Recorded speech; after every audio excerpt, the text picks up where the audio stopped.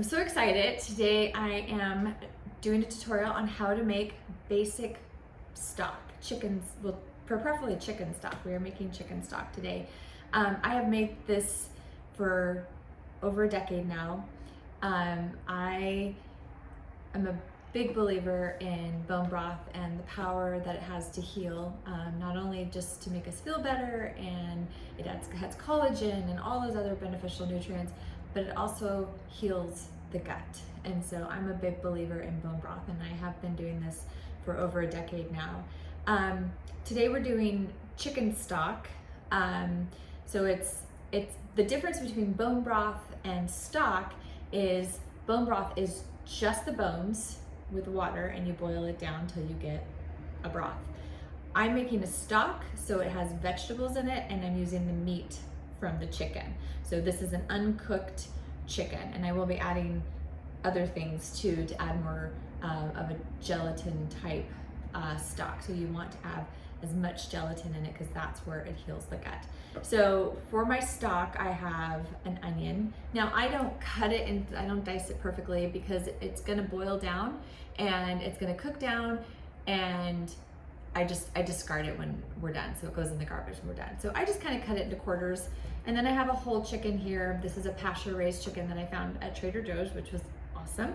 Pasture raised means that they're raised on the grass versus they have access to the outdoors. They are literally on the grass. And then I have a couple stalks of celery. These are all organic.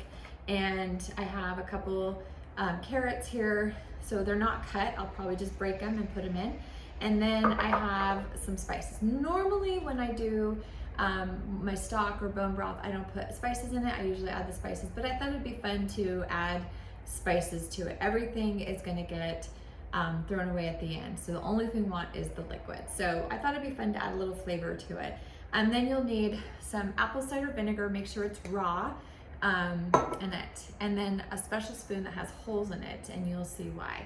So super easy, put together. You just take the chicken, it's already been cleaned, drop it in the pot, just like that. And then I'm gonna add, this is my little secret ingredient, chicken feet. So the chicken feet have a ton of collagen in them. And the collagen is what we want to create that gelatinous broth. So when the broth is not hot and it cools, it'll have like a jello feel to it. So jello look, jiggly. You're gonna get a lot of collagen from chicken feet. So this is a hard one for me because a lot of people are grossed out by it, but it's so good for you and it has a lot of nutrients, and you want the gel to form with the broth because that is what's healing the lining of your gut. And we want a healthy gut. We want to heal the gut, especially if you're struggling with any type of autoimmune disease or anything, you have a leaky gut. So we want to heal the gut. So I'm gonna pop these bad boys in here, and then I'm going to put my carrots in, just like that. And then my celery stalks, I'm gonna just break them. I don't cut because I used to cut, I used to chop, I used to do all that, but it's just gonna get thrown away anyways, and it's still getting flavor. So my onion goes in, and then my spices. And then the next step is to add water. And okay, so I have the water in here, and I only filled it up maybe just enough to cover my vegetables. I kind of go a little more than that. The vegetables kind of float to the top, the chicken stays to the bottom. So that's all you really need. And then the next step is I add probably about 2 tablespoons to a quarter of a cup, depending on how much broth you have, of apple cider vinegar. Now the apple cider vinegar is very crucial because we want to pull the nutrients from the bones. So you need to have the apple cider vinegar to pull those nutrients from the bones so it gets into the broth. So when you're drinking it, you're getting more than just broth, you're getting more calcium, you're getting more vitamins from the bone broth, more minerals, and apple cider vinegar is just good for you. So I eyeball it. I would do about 2 tablespoons to a quarter of a cup. I'm just gonna eyeball it. That looks about right. That's all you really need. So the next step is to put it on the stove. So I'll put it on the stove.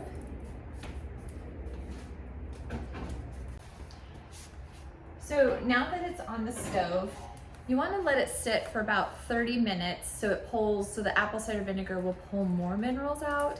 And once it sits for about 30 minutes, then you turn it on and you bring it to a full boil. But before it goes to full boil, you want to go through another step. So we're gonna let it sit for about 30 minutes. So now that it's been sitting for 30 minutes, I'm gonna turn the stove on and we're gonna bring it to a boil. So I'm gonna turn the stove on and bring it to a boil. So it's on a high heat. We want it high because we want it to come to that roaring boil. But before it even gets to a boil, it has to warm up and it has to get simmer. While it's coming to that boil, you're gonna see some foam on top that's gonna settle on the top. And that's where the spoon with the holes comes in handy, because you wanna scrape that scum off, which is the impurities that come from the chicken and the vegetables and stuff, and we wanna discard it.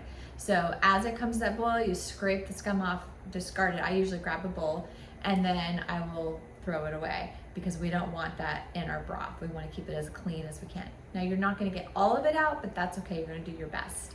So now that it's starting to come to a boil, I'm gonna scrape some of the scum off the top. There really hasn't been a lot of scum on top, and I think it's because it's a pasture-raised chicken. So it's a little bit healthier than the regular non-pasture raised chickens. So not as many impurities, and then I use organic vegetables. So that's good news. There have been times where I have gotten thick amounts of foam, and that just tells me that the chicken or the vegetables had some type of impurities in it. So you literally just take your spoon and you just kind of scrape along the top part until you get some foam, and there's not a lot of foam, and you just put it in the bowl so you can throw it away. So after you do that, I'm gonna turn the oven down to a low simmer, and then I'm going to put, oh, my lid's over here. Then I'm gonna put my lid on it, just like that. And I'm gonna let it cook for about 24 to 48 hours. The longer you cook it, the more minerals and nutrients you're gonna get in your broth. And so that's the key, is to get more minerals, more calcium, more all those things that are gonna be beneficial. And more gelatin is also gonna be pulled from the bones, so that which is great because it's gonna heal the gut more. So that's how you get your bone broth started. After it's cooked for 24 hours, you're going to strain all of the vegetables and the bones, or meat in my case, and just so that you have your liquid, and then you can discard the bones.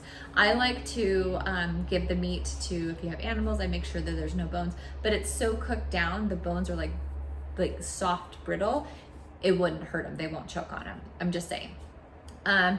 So you're gonna strain the vegetables and the meat from the liquid. The liquid, once you have that liquid, I recommend putting it in a fridge. I put it in a container that will fit in the fridge. And then once it's cool, the fat will rise to the top, and I usually scrape the fat off. And then I put it in a container that I want to store it in, that I can freeze it. So I have it constantly, throughout the winter, and I just keep making a batch weekly. So that's how you make basic bone broth. We went through the steps. It's just super easy. This is how I make stock.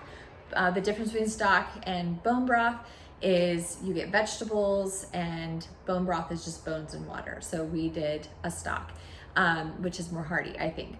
And then, yeah, that's it. It's basic way. Now, some people don't feel comfortable leaving their stock pot on the stove for 24 hours or longer. So if you don't feel comfortable with that, you can do the whole process in a slow cooker, which is totally fine.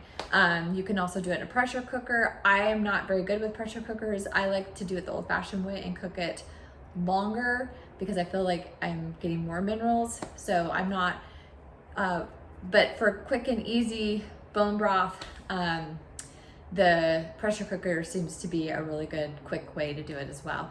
I think it's only 12 hours versus 24 to 48 hours. But I'm kind of old school, and I like the old-fashioned way, so I do mine this way. Yeah, so that's basic bone broth. That's how you get started.